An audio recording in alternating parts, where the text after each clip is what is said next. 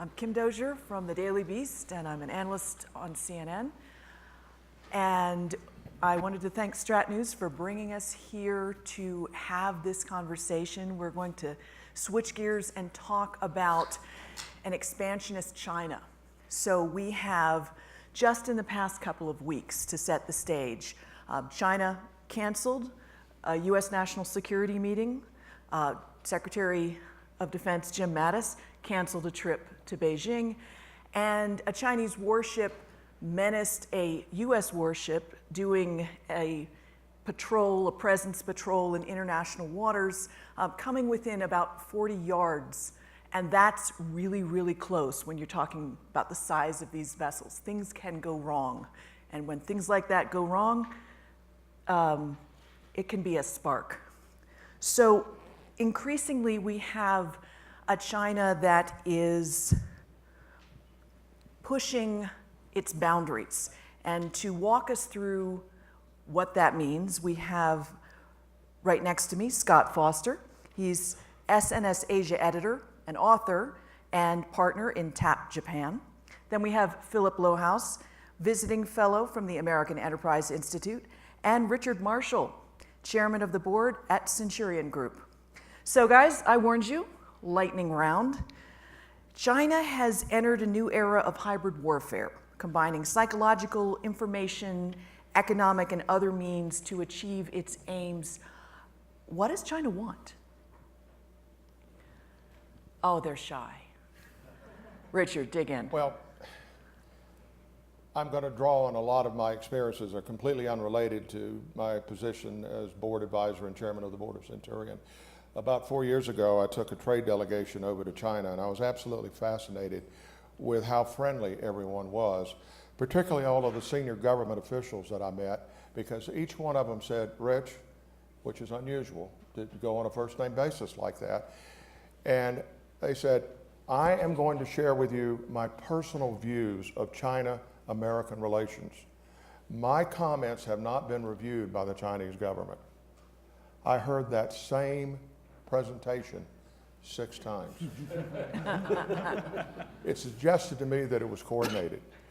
One of the first questions they would ask is, how many of you have ever been to China? And a number of people raised their hands. Others who hadn't been didn't raise their hands. And then it was, how many have you been to Taiwan? And a number of them raised their hand. And they said, you've been to China. Strong message. And of course, the big presentation was about the cow tongue, you know, the reach down into the South China Sea.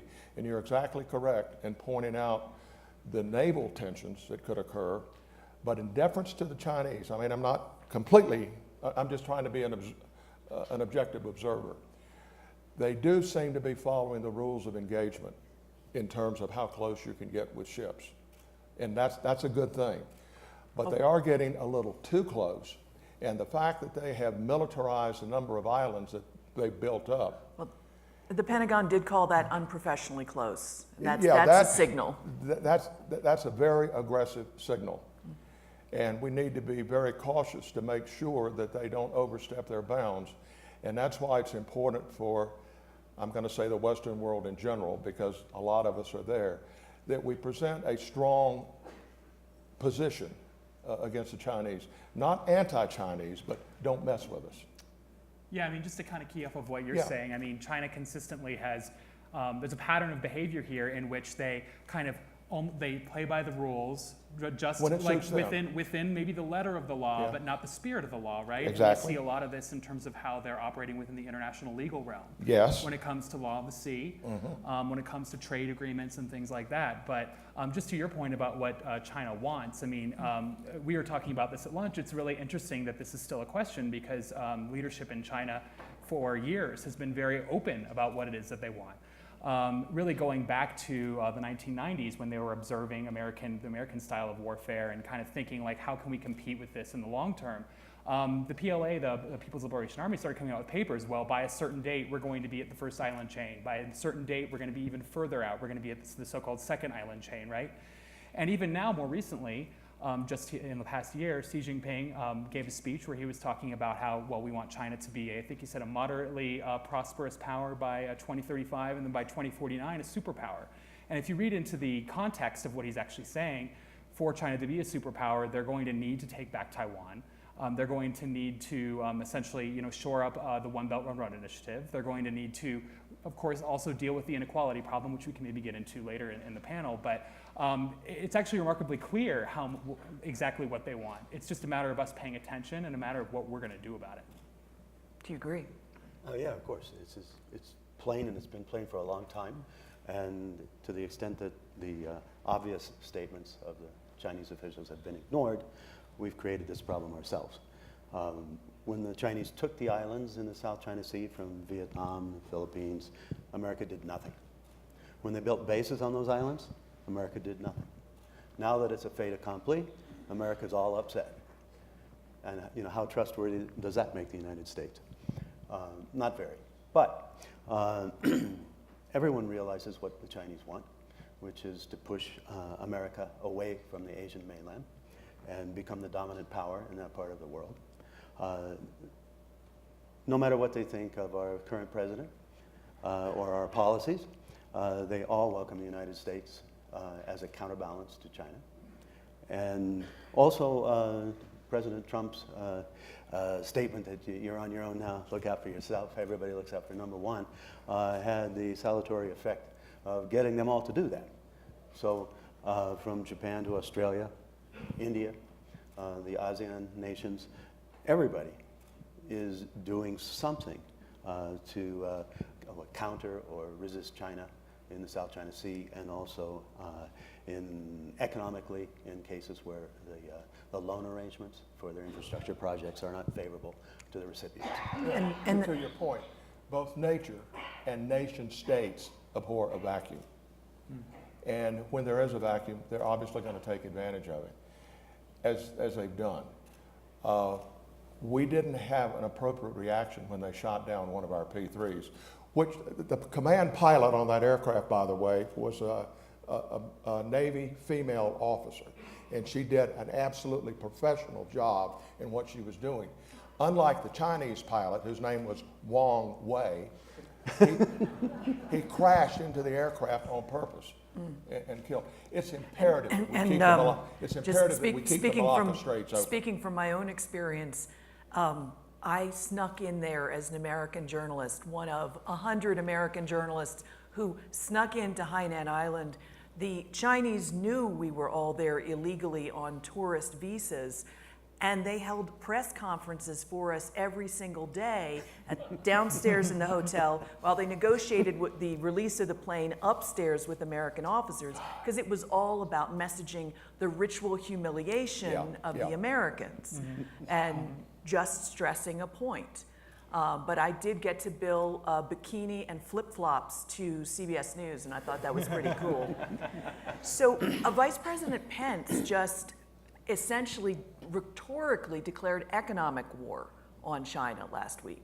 Now, some cynics in Washington who are, all Mueller investigation all the time, says this was a little bit of like, look over here rather than look at this other problem that we have.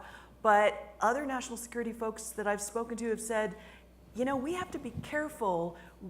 We have pushed Russia hard, we're pushing China hard, we may be pushing them into an economic and even security marriage of convenience. No? Yes? No. Here's the way I look at it, and this is just a very brutal economic analysis. If I owe you $1,000, that's my problem. If I owe you $10 million, that's your problem. And that's where we are with China. We owe them a lot of money. They're going to treat us as if they're the parasite and they want to keep the host alive. So I really am not overly concerned about that activity happening. I don't claim to be a student of Russian foreign policy anymore because of the new leadership, but I just can't imagine them trying to get together with China given their historical animosity in the past. Yeah, I think their ambitions are countervailing in a lot of ways. Yes. And especially if they both have, I think China has a more, it's not without challenges, but I think it has a more realistic plan to realize its ambitions than Russia does. And I think even comparing them is, I think, a fool's errand in a lot of ways, right? We're dealing with a state of like over 1 billion people with a huge economy, with, as he mentioned, a lot of economic leverage. And then Russia is not even comparable in that sense. Russia's a kleptocratic state in a lot of ways. And just to kind of, just to your first point, look, I mean, I think that it is very cynical and it's very Washington, I think, to think that talking about China now is just to distract from something. But the reality is that the administration has actually been pulling in well-known China experts for the past several years. And I think a good example of that is Randy Schreiber, who's now at the Defense Department looking at like the China portfolio. And these are people that have, for the longest time, even before it was politically fashionable, watched China very closely and made the case persuasively that this is something that's going to be a long-term threat. So maybe the timing was a little bit weird, but I think this is something that is finally starting to come into the mainstream conversation in a way that we haven't seen in the past. So how does it play out then, this rising tension? Who's going to blink first? I don't think that's really the way to look at it. You know, there's a long-term relationship with China. It's an extensive relationship, economically, strategically. It's not going to go away. Not one side is not going to blink and cave into the other side. There's going to be push and shove, and it's going to go on and on and on. To get back to Philip's point, China versus Russia and the threat assessment in Washington, D.C. First of all, China's 10 times bigger with 10 times more people. It's more dynamic, and its system is incompatible with ours. It's far and away the greater threat. Second, it's not new. The United States has been pushing Russia into China's arms for years and years and years. And strategically, the worst nightmare you can think of is for Russia to become a northern province of China. So let's just keep pushing them until they become one. Great idea, brilliant. Prime Minister Abe thinks so too. Well, I've actually heard the opposite. Some administration officials at the UN talking along the, in the fringes about we really have to think about outreach to Russia to offset China and make sure that Russia doesn't do cooperative things with China just to spurn us. Well, they've got around. Be careful of confusing strategy with policy.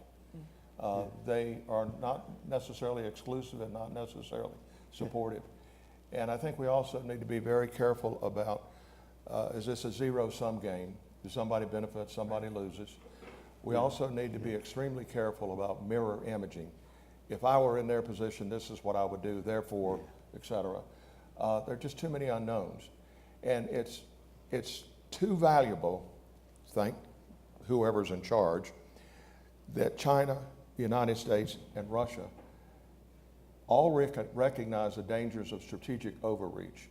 And they're not going to go, they're going to go to the edge, but I don't think they're going to cross the edge. So Pence's speech, it's a big kabuki dance. They're signaling to each other, you've pushed a little too far in this area. You look at Chinese history. I think you can read it that way. Yeah. You look at Chinese, I mean, they invented the word. I think it's a Japanese word, though. Well, it is, Yeah, but the Chinese perfected it. The Chinese invented paper, and that's why we have such intellectual property disputes with them, because they think they own the copyright on paper. Well, right, and I would just add, I agree with what's been said, and I would just add that, for us to think that anything that we're doing now would be different than the incentives that were there before, I think is overlooking the broader scope of our relationship with these two countries. I mean, even if though we are strategic competitors with China, per the national security strategy, it calls them out. We still have to cooperate with them on certain aspects, right? Like, and that's not going to go away anytime soon until the economic situation that he's describing is unraveled, which is not going to happen anytime soon. So I think, too, thinking about it in terms of who's going to blink, I would just add a little bit of color to the pushback that my colleague here gave and say that really that's looking at this in a way that like the conflict is actually going to have some kind of culminating moment, right? And in reality, the way that this competition is happening is it's, people in the China studies world will say salami slicing, right? Like China will push, so just a little bit here, a little bit there, see what they can get away with, that kind of thing. And so I actually don't think we're going to have some kind of culminating moment until the strategic situation has changed so much after this incremental period has occurred that the calculation is going to be very different. So South China Sea is a good example of that. So yet I talk to naval officers who spend a lot of their time thinking about the what ifs and worrying about the what ifs. And it sounds like what you're saying is there might be a miscalculation such that we have another P3 incident, and that will be the thing that makes everybody step back from the brink. Okay, but think about the P3 incident. What did we do afterwards? Were there open hostilities? No, it was settled diplomatically. Right. The Chinese realized they overreached. They weren't going to admit it in public, but it was very clear in the whole world's eyes that their pilot crashed into the P3. Maybe not on purpose, maybe just because of poor airmanship, because this guy had a history of playing it close. He just made a mistake. So I'm optimistic. The military has to train for the worst case. But does that mean that maybe China makes an aggressive move towards Taiwan and we do nothing? So I would just jump in here and say that, if you look at the way that China views war and you look at like the historical texts and even currently the way the PLA talks about it, they don't want to go to war unless they know they can win. And they don't think they can win right now. They can't win right now against the United States. And this is what I was getting at about maybe the strategic realities of the region will change and then the calculations will change. But the reality is that right now they don't want war. And so when we are having conversations in Washington about, oh, well, if we push back on this FONOP or if we push back on the island building, then that's going to be some kind of like trigger for war. It's just simply not true because that's not what the Chinese want. Not right now, not until they feel like they can, when they go into battle, they know they can win. And we don't want war either. Right. And so they're playing the long game. Oh, I think so. And another thing we need to keep in mind is that it's not the U.S. versus China in the Western Pacific. It's the U.S. and Japan and some other states against China in the Western Pacific.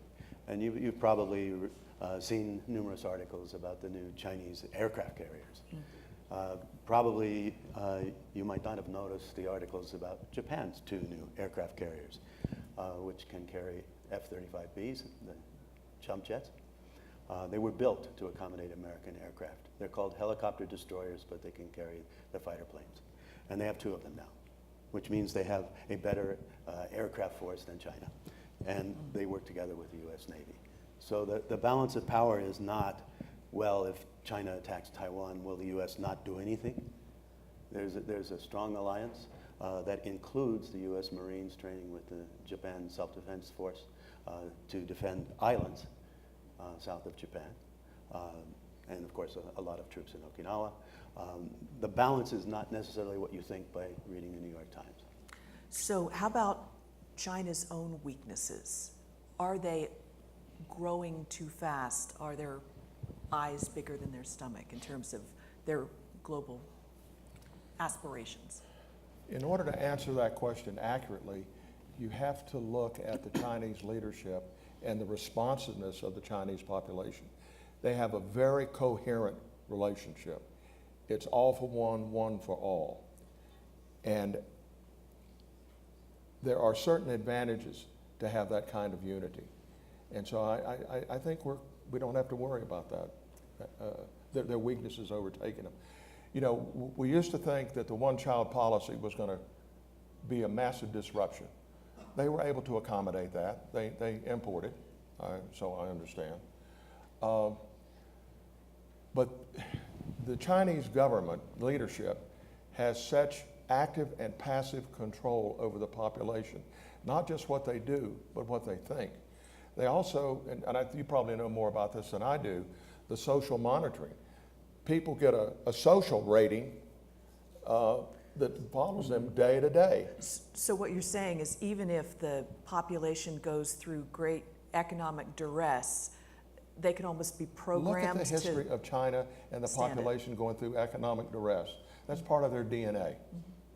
They're trained to follow their leadership. Yet at the same time, historically, the there's a pattern, since we're talking about patterns at this conference, of the of the coasts in China getting the bulk of the economic development, becoming very prosperous, and then within the interior provinces, them not feeling like they're getting their fair share, and that causing turmoil, right? You look at the Boxer Rebellion, we look at like what happened under Mao, et cetera, et cetera. So if there is a weakness, I think that might be it. It's that the Chinese population's comfort with the current leadership is predicated on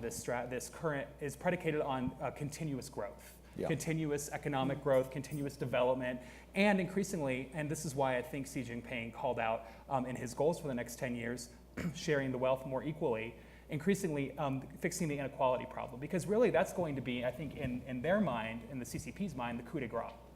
Because if they can say, we've brought forth all of this development, and also, look, we've been able to do it in an equitable way that Western liberal democracies haven't been able to figure out, then that's really something that is going to say, well, clearly our system is superior and their people will be very happy with that. But I don't think that's necessarily a foregone conclusion by any means. So I'd like to take the last 10 minutes to invite questions from the audience. And could you just introduce yourself and make the question a question? In the middle. Hello. There you are. Ty Carlson, Pattern Computer. I see a very optimist thing, but I can't help but think about Chamberlain. And I can't help think about the fact that death by 1,000 cuts. And if you read the 100-year marathon by Michael Pillsbury, and looking at the history of the warring states and the production that's being done to the guidance to the military advisors in China, I actually think we're going to have a critical moment where it goes over the edge, because we don't have leaders that are strong enough to actually prevent it. I don't see a strong strategy being played out as opposed to just reactionary responses. And that at some point in time, there's not enough attention between, you have Brexit issues, you have US being kind of without a leadership, you don't have a strong Western alliance, that we actually could easily go over the edge. Because with this 40 yards of an aircraft or carrier or whatever, the ship's destroyers, I think, that's like a second and a half, right? Depending on the speeds that they're going to actually correct that. They're willing to go to the edge and beyond, because when you let them go, China doesn't let you do things without their guidance. If you do air traffic control, you can't fly anywhere. It's very restricted. So to be allowed to be that defiant, I can't help but think they're tempting the edge to see about Western response and whether we're actually going to finally put our foot down and say no. And I really question whether we're just being Pollyannas with respect to China. yeah, I think you're absolutely right, that they have a pattern of trying to test the limits. I mean, another example to your point are these declarations of air defense identification zones, in which they claim that any plane that comes through this area is something you have to notify. And I mean, one thing that I have been happy to see is that we've not been adhering to those, that we still will fly through them. And so that coupled with some of the different, what I was talking about earlier, some of the people who've really studied China and places within the government that have been following China in a more of a skeptical way, because that certainly hasn't been the case in the academic world, or certainly in the media in a lot of respects. The places in government, you mentioned the Navy, they're a really good example, especially Pacific Command. These kinds of people that are following China and that have worked with people like Michael Pillsbury and everything are getting much more traction right now under this administration.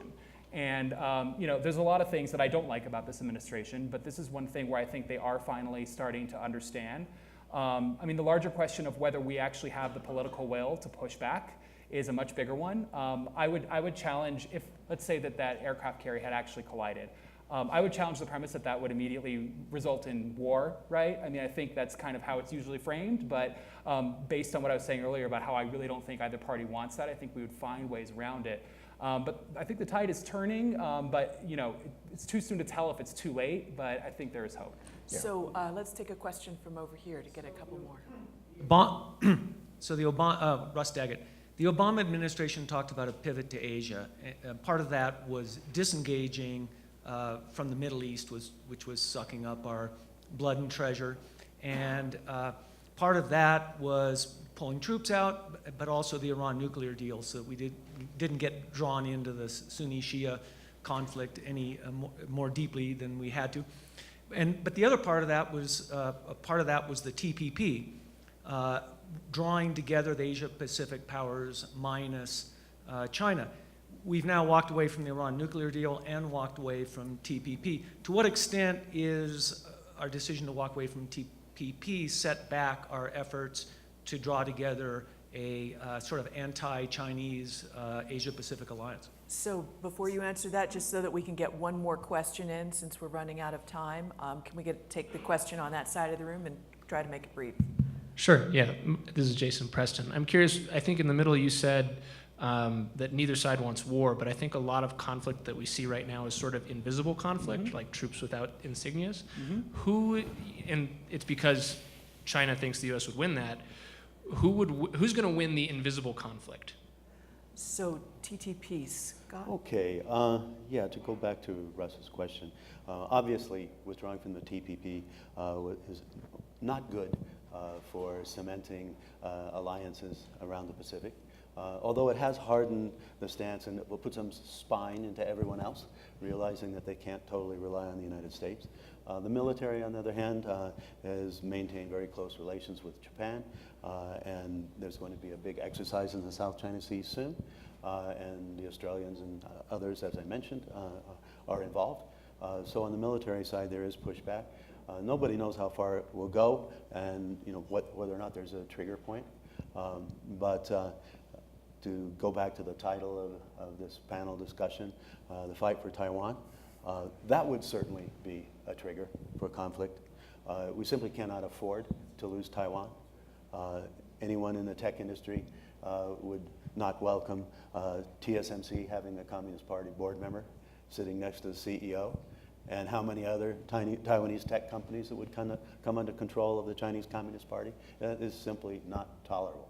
And from Japan's point of view and Korea's, to have the Chinese block the sea lanes there is not tolerable. So if you're looking for a trigger, it would be an unexpected Chinese attack on Taiwan. Richard, did you want to tackle that last question? I didn't hear the last question clearly. Can you say it one more time? Just my sense is that a lot of the conflict is invisible in the world right now, so it's not war. So if we're in invisible conflict, right, and we never get to war, but there's still a victor, who is it? All right, I'm not sure I'm going to be able to answer your question because I am a captive of my experience. So when you ask the question the way you do, I'm thinking cyber, but I don't know that that's what you're thinking of. Could be. I don't know. I mean, you tell me what the... Well, I mean, you broached the subject earlier of cyber, and I'll try to do it in 90 seconds or less. 3 stages of cyber, and I'm drawing on my experience with the intelligence community and working for 3 presidents in the White House. At one time, we, the United States, were very aggressive against monitoring communications of our foreign adversaries, and that was all voice. And then we moved to computers, and so then we were after data at rest, data in motion, as were they. I mean, everybody was doing it. Then it came time for people to hack into computers and steal stuff. And now nation states are hacking into computers and stealing stuff. And the big push is who is responsible for protecting? And everybody looks at the military. Well, gosh, you protected us from rockets in the middle and missiles. Why aren't you protecting us from cyber? And it's because the government is not organized efficiently to do that. The DHS is working harder on Recent that. legislation has been absolutely phenomenal, but it's addressed without substance. So I think the invisible question is probably something we're going to have to talk about in coffee breaks. So in the last seconds that we have, can each of you give me a 10-second, what would you like to see the U.S. government do to push back on China? Sure. Well, just to the point, the question, I would like to see us develop a more comprehensive approach to competition, right? Because we've talked about, we're in this new era of great power competition, but there hasn't been a lot of meat put on the bones of what that means. And I think when it comes to China, it means a strategy across the information and economic and psychological and diplomatic spheres that have to all be integrated and coordinated at the highest levels of government. I would like to see both the private sector and the government be more aggressive in protecting our critical assets, the intellectual property that the Chinese openly steal and take advantage of. Every single day. Ed, Scott, anything? And I agree with both of these gentlemen. And I think we need to add a caveat that just slapping tariffs on them is a simplistic solution that will have a limited benefit. There has to be a long-term strategy to deal with Asian economics, and there has to be a coordinated government effort, private sector effort, not to just say, oh, it's China, it's big, we got to be there, and hand things over. It doesn't make any sense at all. Yeah. Thank you very much, and conversation to be continued. Okay, thank you.